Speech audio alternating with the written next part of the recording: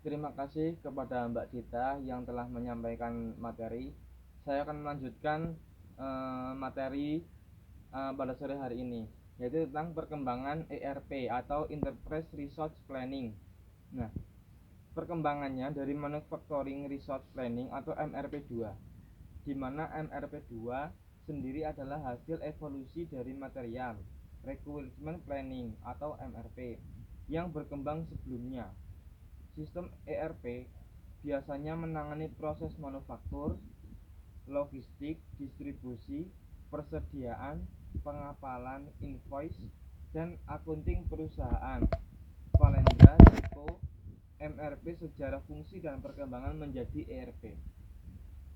Jadi perkembangan ERP ini berjalan atau adanya evolusi dari sebelumnya, sehingga memberikan kenyamanan ataupun kelengkapan terhadap perusahaan maupun organisasi.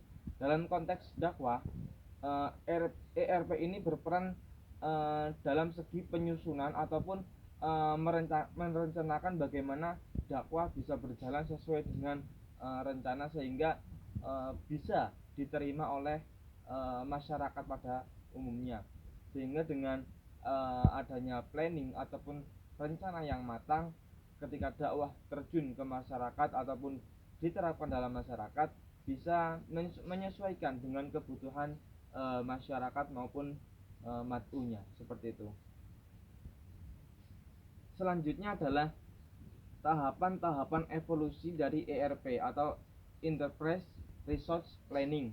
Yang pertama, tahapan pertama, Material Requirement Planning atau MRP, itu pada tahun 1960 sebelum adanya ERP, merupakan cikal bakal dari ERP. Nah, jadi sebelumnya adanya ERP itu muncul yang namanya MRP, seperti itu. Kemudian dengan konsep perencanaan kebutuhan material. Jadi awalnya itu muncul pada tahun 1960 yang bermula dari MRP, kemudian menjadi cikal bakal ERP, seperti itu.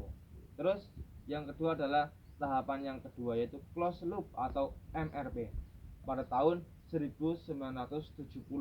Jadi 10 tahun kemudian muncullah closed loop, yaitu merupakan sederetan fungsi dan tidak hanya terbatas pada MRP. Terdiri atas alat bantu, terdiri dari alat bantu penyesuaian masalah prioritas, dan adanya rencana yang dapat diubah atau diganti jika diperlukan. Jadi perkembangannya sudah semakin kompleks ataupun bisa dikatakan lebih sempurna dari sebelumnya. Kemudian tahapan yang ketiga yaitu MRP2 pada tahun 1980 merupakan pengembangan dari closed loop MRP yang ditambahkan 3 elemen. Jadi pada tahap yang ketiga ini sudah menjadi MRP2, merupakan perkembangan dari tahapan yang kedua, yaitu closed loop. Ada 3 tambahan, yaitu yang pertama perencanaan penjualan dan operasi, antar muka keuangan, dan simulasi analisis dari kebutuhan yang diperlukan. Itu yang adanya penambahan dari penyempurnaan MRP atau closed loop, seperti itu. Terus yang keempat, tahapan yang keempat pada tahun 1990